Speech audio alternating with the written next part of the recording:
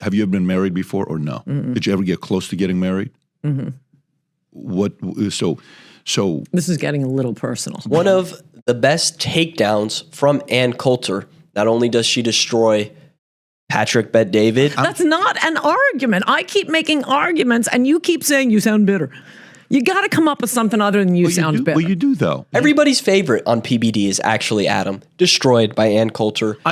There's a reason that I'm saying 2015 and not 2016. Obviously, people who supported him in 2016, who else would it be? The people who voted him against him in 2016? And the point that she's making and the destruction that she causes, I think is valid. But what do you guys think? Let's watch.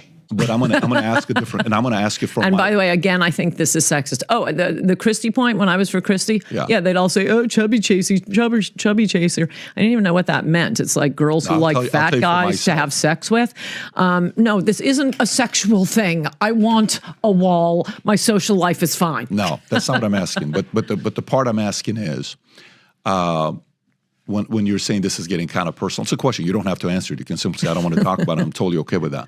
No, I feel, certain people are very hard to please. I'm not hard to please. Well, let me make my point. So, for example, I've had relationships this is where the craziest thing I've ever heard. He runs on building a wall. 4 years he doesn't build a wall. No, it's fine. Oh, you demand everything. No. Yeah, things are getting heated. Now, Patrick Bet-David, for the next 2 minutes, is going to talk about how, he's been with women. And he's dated women, and there's been peaks, there's been highs, and then there's been lows. And when those lows happened, it was the end of the world. And he goes on this to say, you can't always have everything at its best, at its peak. There are great moments, and there are bad moments. Is that really worth, are those bad moments not worth those good moments? And he's saying this in relation to Donald Trump.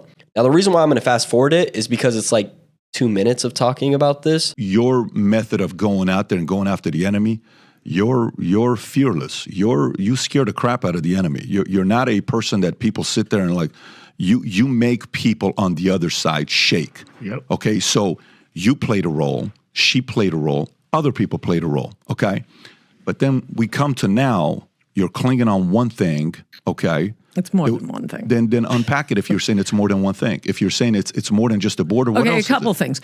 The reason I mentioned Kellyanne isn't, don't pull this, Seinfeld, catfight, isn't to say, no, I was for Trump a few weeks after he announced. And what I have noticed. You were the first to make it clear. Everybody knows that. And did you guys know this guy in 2015? Because I want confirmation on this point. Adam, you did.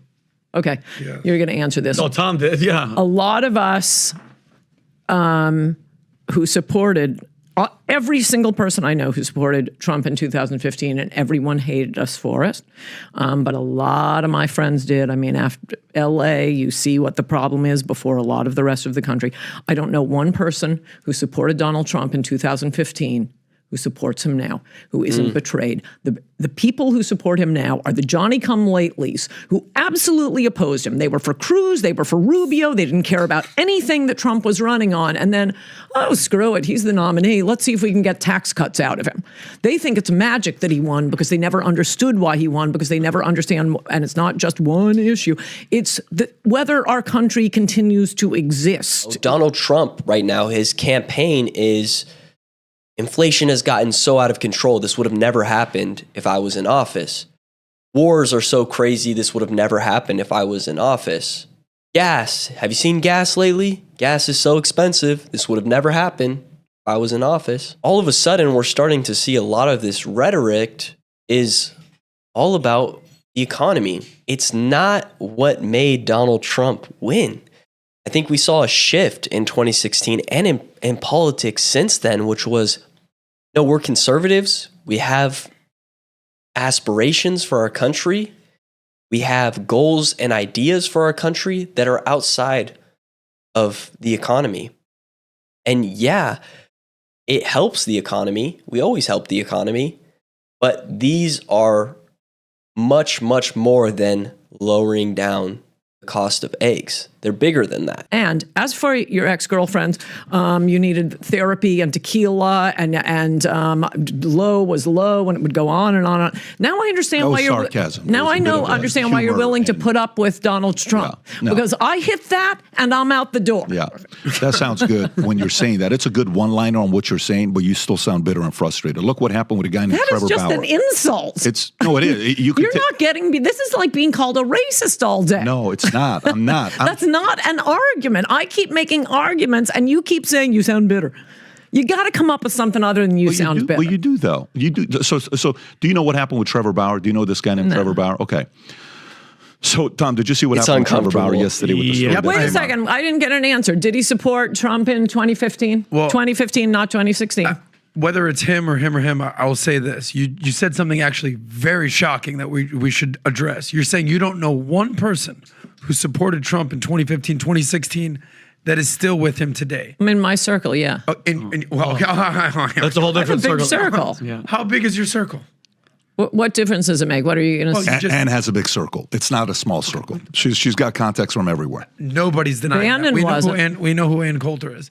Okay, so let's say it's a couple hundred. Let's say it's a couple thousand. Let's say it's 10,000. Okay, even publicly, I can't think of anyone. I know so many people that were with him in 2016 that are unanimously still with him today. And don't believe me. 2015. Don't believe me. I said 2015. 15, 16, what's the difference? It's a huge difference. It's a huge difference. And she specifically said 2015, not 2015 and 2016. 2016, of course you're going to pick him. He's the primary. Of course you're going to rally behind him because you're going to pick that over a Democrat no matter what. Huge difference. What do you mean? We supported him for the issues and what he was saying. You guys wanted Jeb. You would have been perfectly happy with Jeb. I'm saying the people and he governed like Jeb. Voted for him. Adam wanted the Democrat. Not what he wanted do you Hillary. Understand what I said? There's a reason that I'm saying 2015 and not 2016. Obviously, people who supported him in 2016. Who else would it be? The people who voted him against him in 2016. So what you're asking about is No, I love that Adam is getting smoked right now. Adam is getting the smoke right now because he is not smart. Adam consistently brings this podcast down with his stupidity. All the time. Everybody notices it. Like, what the hell is Adam talking about? 2015, when he declared, and we still had Cruz, Jeb, Rubio, and a cast of thousands, all of them. right? And some of them hadn't even fully declared yet, right? The gold rush 2015. Happened. Fox 100% against him. Murdoch against him. Wall Street Journal against him. Did you support him when he declared in 2015 and where you had this slate?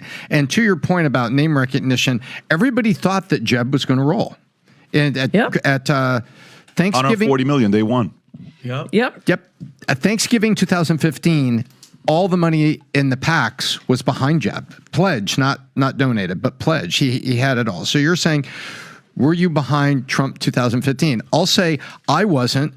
I was beginning of 16. Soon as I saw him picking people off, soon as I saw what he was able to do, I said, that cat's is going to keep picking these people off.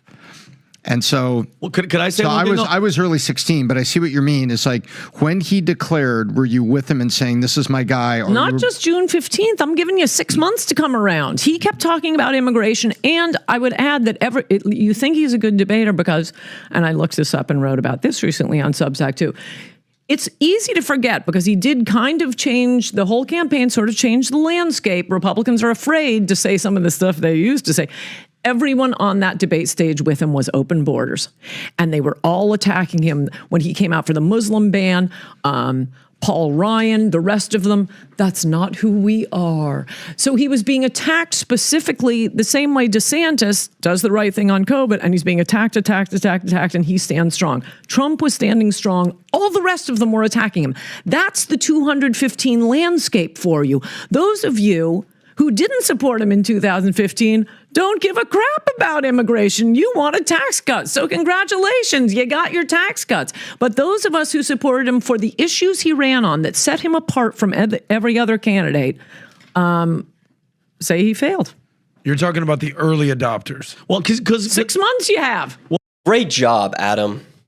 Great job, man. Hey, round of applause for Adam here. He's finally catching on.